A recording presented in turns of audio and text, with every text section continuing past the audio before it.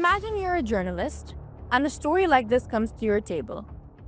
A billionaire with mysterious ties to money, no real money trail, runs in the circles of the world's most powerful billionaires, royalty, politicians, and is also allegedly running a sex trafficking ring, perhaps the biggest one in United States history, and has intelligence ties. If you're a journalist, the first thing you're asking, wait, what? Intelligence ties?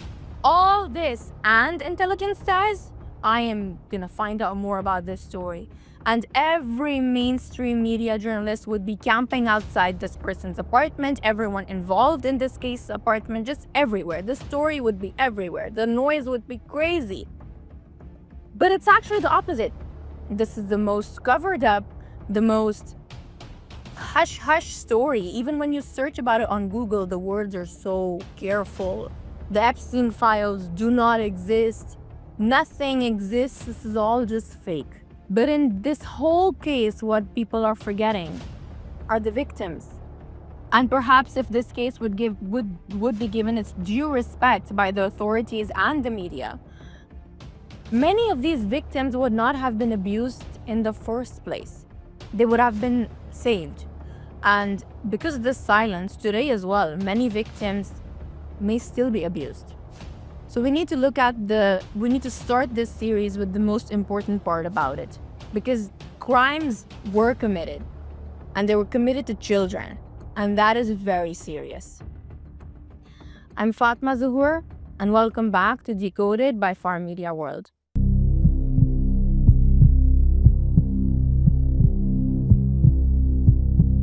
I'm gonna start with Maria Former.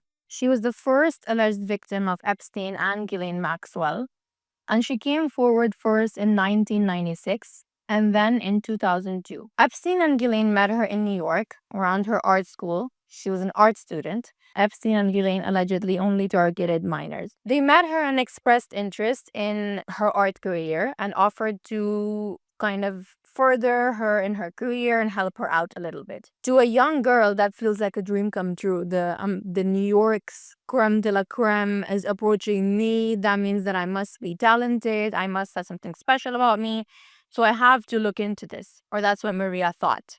Multiple people who worked with Epstein, including Maria Former, had said that for Ghislaine Maxwell especially, allegedly, this used to be a practice where she used to scout girls outside schools, and she used to go around parks and tell them that I can help you, whether they were like aspiring models or artists in this particular industry, and especially young girls because they are, let's say, impressionable at that age. When Maria went to Epstein's estate, fast forward to a few meetings she had and her sister, Annie Former. So Maria and Annie, two sisters, got involved with Epstein and Ghislaine. When Maria was taken, went to visit Epstein's estate, she then alleges that Epstein and Ghislaine Maxwell assaulted her violently, in her words. And she said at that point, she immediately thought of her sister Annie and said that she's been alone with this creepy couple as well.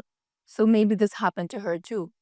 And as it turns out that both Maria and Anne were allegedly assaulted by Epstein. Now here's where the problem comes in, that Maria and Annie both went to the authorities not once, but twice. They also went to a journalist who published their story, which we're going to get to in our next episode, because that's a deeper issue. The authorities, they said, did nothing. They felt like they were just gaslighting them, weren't taking them seriously and saying, oh, this is the first we've heard of it. This is what Maria and Annie Former said. So this is not just about abuse. This is about how law enforcement is kind of making it easy to just get away with such heinous crimes. And this is what we mentioned in our last episode as well, because even when Epstein did get caught, he was given a sweetheart deal, which also we're going to get into the depth in this series. Now, for those of you who are familiar with the Israel-Gaza issue, I mean, everybody is, but more in depth, Alan Dershowitz, the lawyer who speaks very highly of Israel, I would say that he is literally a defense lawyer of Israel. He's not that on record, but it just seems like it. What struck out to me most about Maria's paintings is that if you see here closely, she's painted a picture of Alan Dershowitz, kind of making the shush expression here. And this takes it even further that Maria also experienced this kind of hush-hush behavior and silencing behavior from the lawyers, law enforcement, and everybody involved in this scandal, because it goes way up. And that is not what legal defense should be used for. Then there's Sarah Ransom. She alleges that Ghislaine and Epstein trafficked her when she was just a minor, but her story then takes a sharp turn. She alleged that Epstein made tapes of politicians, billionaires, and royalty, many of whom she cannot even name. That's how big they are. But she alleges that these people are in these tapes, the ones that she does name, are former US President Bill Clinton, Richard Branson, the billionaire, and Prince Andrew. Now, okay, these are just, it's beyond comprehension for me, honestly. But she alleges this, then she retracted this claim, and she said that she wants nothing to do with this, and she retracts these. But these allegations came out in the court, like in the court documents and emails that she provided, that this happened. All these gentlemen, like, they just say, no, we have nothing to do with this, and refute this. Now, to many people, this obviously, her giving this statement and then retracting it, sounds inconsistent, but to keep in mind that whether this is true or not true, we don't know. But somebody in that position, who is not only dealing with abuse, but also dealing with, public scrutiny, and alleging the most powerful people perhaps in the world are a part of this ring, allegedly, saying that and retracting it and then saying it is not a very shocking thing to do, because you would feel very pressured. Hell, even journalists are not reporting on this. So imagine, God forbid, being in her shoes. It's perhaps the worst position to be in ever. She also accused attorney Alan Dershowitz, the one we just spoke about with the shush expression in Maria Farmer's paintings, that he also allegedly assaulted her, and he completely denies this and says he never even met Sarah Ransom. But he is the attorney who was on Jeffrey Epstein's defense team. He was also on O.J. Simpson's defense team, and many other. Then the woman who changed everything, Virginia Giuffre, kind of the face of this whole movement and standing strong next to all these women who accused Jeffrey Epstein of assault. She became really famous. Like I said, the face of this movement. She also started an advocacy group. She says Ghislaine Maxwell met her at Trump's Mar-a-Lago estate. She says that Ghislaine saw her looking at a massage magazine and then approached her while she was still a minor, a teenager, not sure, maybe. I can't give the exact age, but a minor. And then offered her a job as a travel masseuse for this billionaire, in this case, obviously, Jeffrey Epstein. And, Ghislaine told Virginia that you would allegedly, get to travel the world with him, and it's just your dream job, and we're going to teach you all about massage. And it's just gross just talking to a teenager about all this anyway. But anyway, she did that. For Virginia, this seemed like a dream job, like it would for anyone in that position, I guess, to just be a travel masseuse and you'd be earning and traveling the world.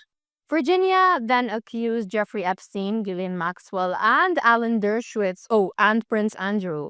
We can't forget Prince Andrew and Virginia, because that is the most infamous photo of the royal family. She accused them of sexual assault and trafficking across state lines. She then went on to create an advocacy group for survivors, and she was running that very, steadfastly. This photo of Virginia and Prince Andrew became a moment of reckoning for the royal family. And she stands by this allegation that Prince Andrew, while she was still a minor, assaulted her. But then, in my opinion, this woman married, running this foundation, of advocacy for survivors, having a plan in life. She seemed like she was going somewhere. But suddenly in July 2025, she died of a suicide, kind of in the same way Jeffrey Epstein died of a suicide. And similarly, how everybody involved in this case kind of just has a similar incident.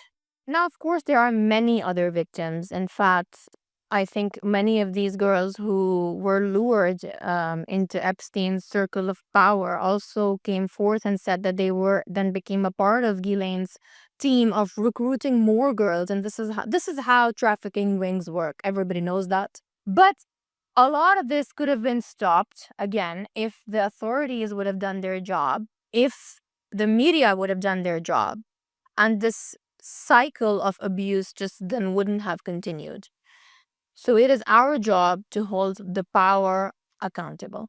You don't have to believe every allegation that comes your way. Every allegation will never be true. But it is the media's job to report on the facts, give you the facts, and study the facts. This is why we're here. This is why independent media is more important today than ever. So if you want to support us, subscribe to our YouTube channel, subscribe to our newsletter on Substack, and follow us on Instagram and Threads for instant news updates. I'm Fatma Zuhur, and you're watching Farm Media World.